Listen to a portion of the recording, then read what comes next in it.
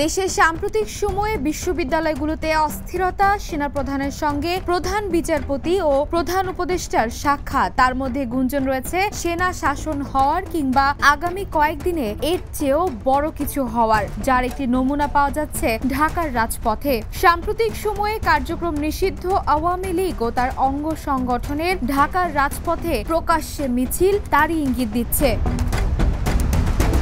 বাতাসে ভেসে বেড়াচ্ছে একটি কথা, এরশাদের 1982 সালের একটি রক্তপাতহীন সামরিক অভ্যুত্থান ও 2007 সালে সেনাপ্রধান মইনু আহমেদের সামরিক শাসন জারির আগের পরিস্থিতির সাথে মিলে যাচ্ছে বর্তমান প্রেক্ষাপট। তখনও বাতাসে ভেসে বেড়াতো এই বুঝি সামরিক শাসন আসছে, সেটিকে সেই সময়েও গুজব বলে উড়িয়ে দিয়েছিল অনেকেই, বর্তমানেও তাই। এছাড়াও এক পক্ষ তো আছেই পতিত স্বৈরাচার শেখ হাসিনাকে যে কোনো মূল্যে বাংলাদেশের রাজনীতিতে আবারও ফিরিয়ে আনার অপেক্ষায়। এমন পরিস্থিতিতে কন্ট্রোল রুম থেকে অ্যালার্ট থাকার বার্তা পেয়েছেন ঢাকা মহানগর পুলিশের সদস্যরা। যদিও আইন উপদেষ্টা আসিফ নজরুল বলেন সেনাপ্রধান প্রধান বিচারপতির সঙ্গে দেখা করেছেন বলে তার জানা নেই, তবে একটা পত্রিকায় এই বিষয়ে তিনি দেখেছেন। তিনি আরো বলেন, বাজারে প্রচুর গুজব প্রচলিত আছে, তাই এসব নিয়ে অতিরিক্ত বিচলিত হওয়ার কিছু নেই।